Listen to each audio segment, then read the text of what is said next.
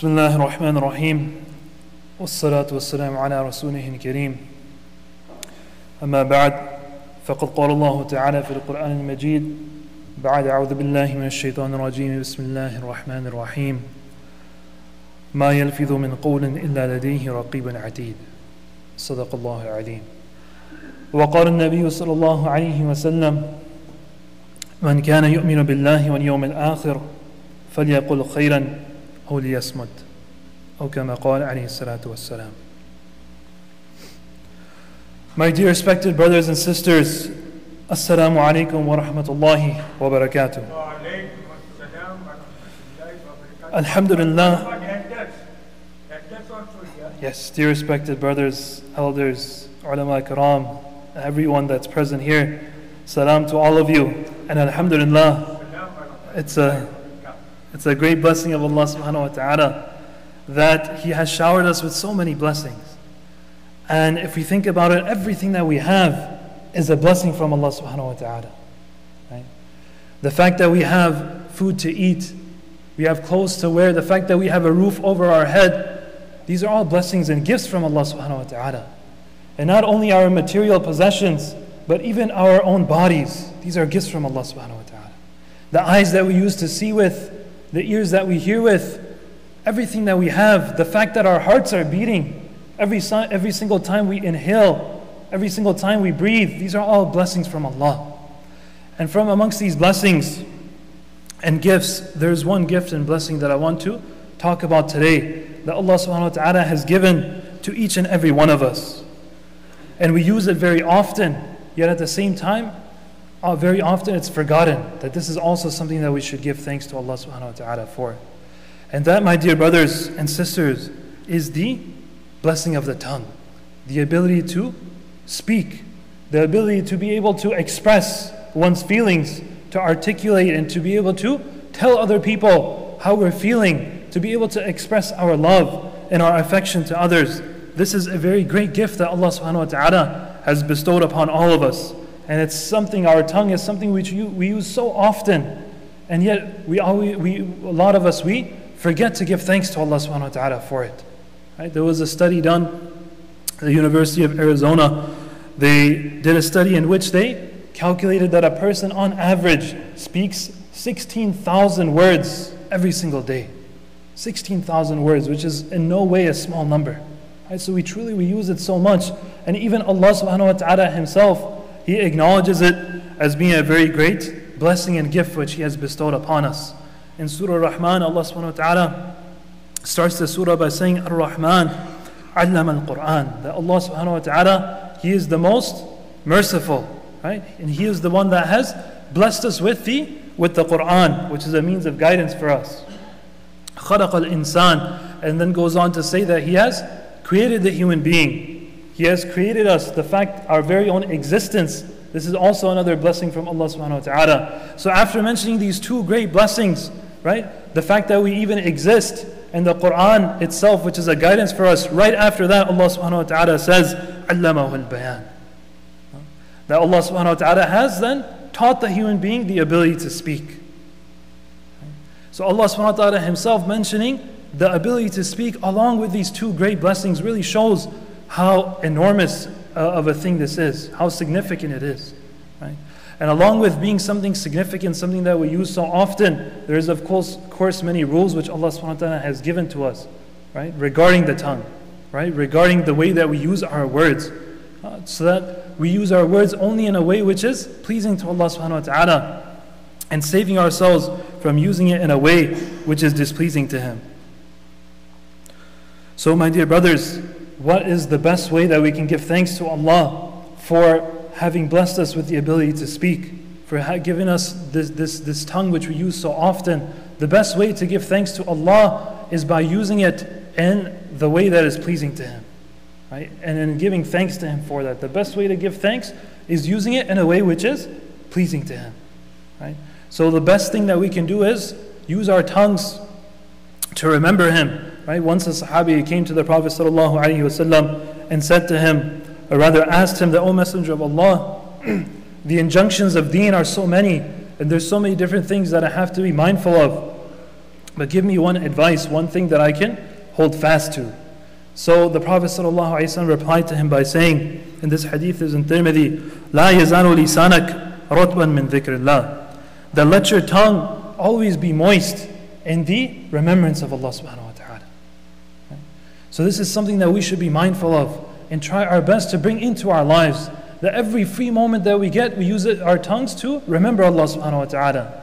Unfortunately today, as soon as we get a free moment, the first thing we do is pull out our phones, right? Even when we're in the car, when we stop at a stoplight, the first thing we do is pull out our phones. We're waiting in line, and that's the first thing that we turn to. But rather, what a person should do is use this time, this spare time every here and there, to recite the dhikr of Allah subhanahu wa ta'ala. Just imagine when a person, he's waiting in line, if he's remembering Allah, how many times could that person recite Surah Ikhlas or recite the Kalimah? How much reward can you just reap by just standing in line or just when you're driving your car, right? And of course, being mindful of also reading the Quran, which is the best form of dhikr, which is in fact the speech of Allah subhanahu wa ta'ala Himself, especially with Ramadan coming. That's definitely the best way that we can use our tongues, which is what? Once again, using it for the remembrance of Allah subhanahu wa ta'ala. And also using it as a means of helping others. Right? Using our tongue as a means of helping others, giving advice to people. Someone, he asks us for advice, instead of just wasting that person's time, we use our tongue and we use our speech in such a way that we can guide that person to that which is true, right? Or instead of using it to make fun of people or to hurt others' feelings, that we use it in a way to encourage others to do good things, right? To praise other people and to make them feel better about themselves, right? Because in essence, probably even more important than using our tongues and our speech in a good way is probably more important than that is what? Saving ourselves from using it in a way which we would earn the displeasure of Allah subhanahu wa ta'ala. Right? Because there's so many different sins that a person can commit through their tongue. In fact, the Prophet sallallahu alaihi wasallam, there's a hadith in Tabarani that the Prophet sallallahu alaihi wasallam said, أكثر خطايا ابن آدم في لسانه, that the majority of sins committed by a human being are through his tongue. Just think about that. The majority of sins committed by Ibn Adam are through his tongue. Right?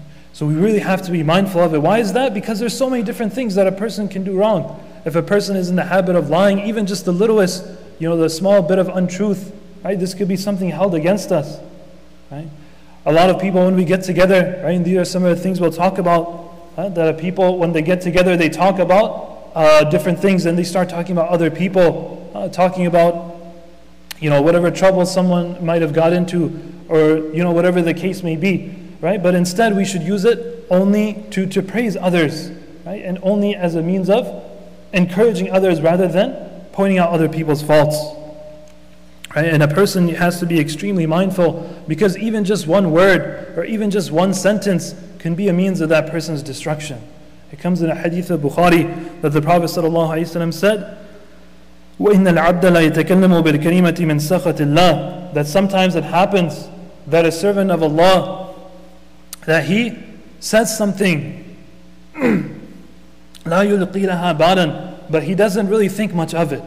He just says a certain word or says a certain sentence, right? But he doesn't really think that it'll have any effect. He doesn't think about the gravity of the consequences of the results of what he's going to say, right? But يَهْوِي بِهَا فِي جَهَنَّمْ, yet because of that one sentence that he says, Allah subhanahu wa ta'ala throws that person into the depths of Jahannam, right? Just because of that one thing, right? But a person might be thinking that why is the admonishment so severe? Why is the warning so serious about just saying a few words? Right? That's because we haven't understood how powerful our words can be. Right? Our words are very powerful. And I'm sure if we think about our own lives and the conversations that we've had and things that people have said to us, that we can examine and look into our own past and see that sometimes a person, it must have happened at least once in our life that someone said something to us and we still feel the pain of that until today. And just imagine the inverse of that, then that also means that it's very likely that we must have said something that could have really hurt someone's feelings, such that they're even feeling the pain of that today. And this is just how it is. There's an Arabic poem that says, لا يلتام or جراحات السنان لها التيام ولا يلتام ما جرح اللسان. Which basically translates to that the wounds which are inflicted by a sword or by a knife, those wounds will eventually heal. But the wounds of the tongue, they may never heal. Right? So may Allah subhanahu wa ta'ala save us from doing such a thing or saying something that could hurt someone's feelings. Unfortunately today it's very common that we're joking around with friends and we're talking about such person, and he'll be sitting there right in front of us and we'll be talking about him and making fun of that person. And of course, he's not going to say that, oh, you hurt my feelings. Right? Most of the time, he's not going to say that, because that's just the society that we live in today. That if you make fun of someone and they get offended, now he's the one that has the problem. What's wrong with this guy? We're just messing around. Why is he getting so insulted? Why is he getting so offended? Right? And because of that, though, that person, it's possible that he'll harbor those ill feelings in his heart. And a person, we have to, if we hurt someone, then it's the right of that person that we ask him for forgiveness. But a lot of the times, that person won't even show that he's been hurt. So then how are we going to ask that person for forgiveness? Right? On the Day of Judgment, right, the Prophet ﷺ, he describes, he asked the Sahaba once, that, do you know who a muflis is? Do you know who a muflis is? So the word muflis, it literally translates to someone who's poor, who basically has no money. So that's exactly what the Sahaba radiallahu anhum said. They said, Ya Rasulullah, a muflis is someone who has no wealth. He has no material possessions. And the Prophet ﷺ replied by saying that the true muflis, the truly destitute person, is the one who come on the Day of Judgment with mountains of good deeds.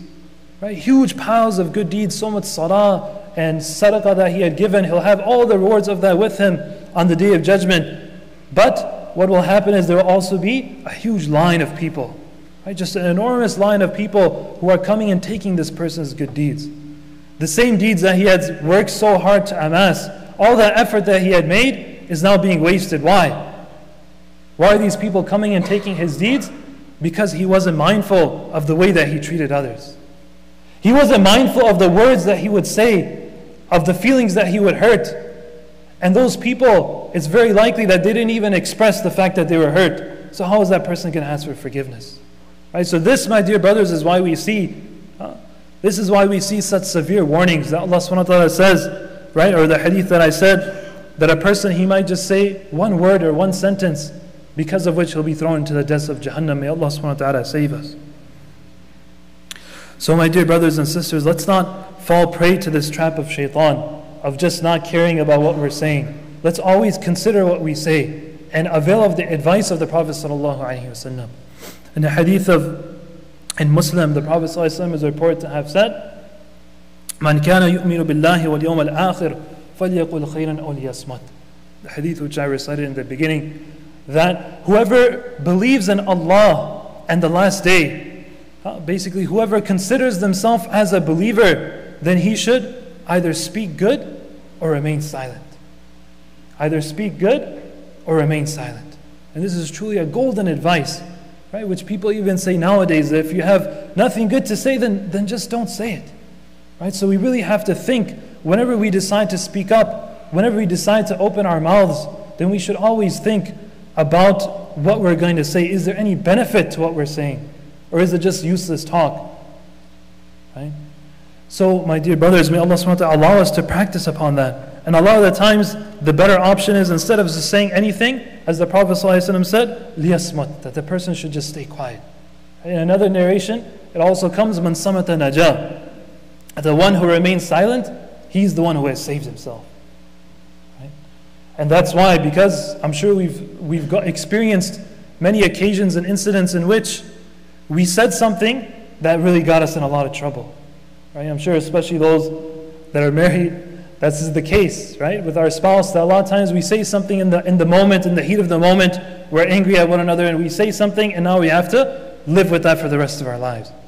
Right? And this is something not just with your spouse, it's with anyone. It could be a friend, it could be your parents.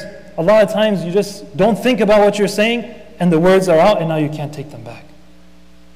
Right? So, what do? We avail of the advice of the Prophet ﷺ. If you have nothing to say, don't say it at all. And remember that by staying silent, you will inshallah save yourself from any type of trouble. There's one story regarding this, that there was a famous king and he had a son. So this son, he was extremely pious and he would hardly ever talk, hardly ever say anything. Because why? Because he feared Allah subhanahu wa ta'ala. That every single word, as I said in the beginning, مَا يَلْفِظُ مِنْ قَوْلٍ إِلَّا لَدَيْهِ رَقِيبٌ عَتِيدٌ, that a person, he doesn't speak a word except Allah subhanahu wa ta'ala is, or rather the angels, they are recording that. So he was mindful of every single little thing that he would say and spending the majority of his time in ibadah and doing good actions. But his father eventually became fed up with this child, this young man, because he wouldn't talk. So, this is just the state that it was, the condition, the backstory. But basically what happened was one day they went on a hunting trip, and while they were in the jungle hunting for something to shoot, it was taking a very long time to find any type of game, anything that they could hunt. And eventually though, they're just sitting there waiting, and then all of a sudden this bird, it starts squawking very loudly, making a very loud noise. And as soon as it opens its beak and the noise comes out, someone aims at it and shoots it, and it dies. Right? So now this child, this young man who hasn't spoken for days, this is now he finally speaks up. He says, "Man samata naja." He says that whoever remains silent, he will be saved. You see this bird, it spoke up, it made that noise, and that's why it got shot, and that's why it died. So now his father becomes extremely angry with him, and they go back to the palace as soon as they can. And now it's time for him to go through his punishment. He gets beat, he gets whooped. And then eventually when his punishment is over, the only thing he has to say is, "Man samata naja." That if I had remained silent when that bird died, then I too would have been saved from this punishment. So the lesson that we take once again from here is that a lot of the times it's better that we just keep our mouth shut, instead of saying something that can get us in trouble, instead of saying something that could hurt someone's feelings or something that would displease Allah subhanahu wa ta'ala. And there's so many different aspects of speech that we can talk about, and this is just probably one or two of them, whereas we have so many other things. But just another thing before we close is that, my dear brothers and sisters, the Prophet ﷺ said, "Min husni islam al-mar'i tarkuhu ma la ya'nihi," which translates to that the excellence of a person's Islam is leaving that which does not concern him. Leaving that which does not concern him. A lot of the times we see today that we sit together over a cup of coffee or just reminiscing with friends, and we start talking about, he said this and she said that this guy did this thing and he got in trouble, or that person, he's in jail or something now. So many other things, just different examples, just talking about other people and just talking about their business and just gossiping and going on and on and on about other people's lives, things that have nothing to do with us. You understand? This is completely a waste of time. And not only is it a waste of time, but when we start doing ghibah, when we start backbiting others and saying things that that they would not be pleased with if they heard us saying, then we're really throwing ourselves into a pit of punishment. You understand? This is something that the Prophet ﷺ, this ghibah, this backbiting, talking about people behind their backs, saying negative things about them, is something that the Prophet ﷺ has warned us very much about. And one of the main reasons why people will be punished in the grave. So may Allah subhanahu wa ta'ala save us from that and allow us to realize that how grave these sins are. Right? So what I want us all to just walk away with is, and just to recap what we've talking about, what we've spoken about, is that the tongue is, once again, it's a very great blessing. But let's not misuse it. There's so many different sins, like I said, أكثر خطايا ابن آدم في لسانه, that the majority of the sins of Ibn Adam, of the human being, are committed through his tongue. So let's become aware of these different sins that we ourselves might be falling into without even realizing it. Let's become aware of these and try our best to avail of the advice of the Prophet ﷺ, to only speak up when it's needed, and to remain silent when there's no need to speak. May Allah subhanahu wa ta'ala allow us to practice upon all that was heard. Wa akhiru da'wana and alhamdulillahi rabbil alameen. We'll have some time to pray our sunnahs, inshallah.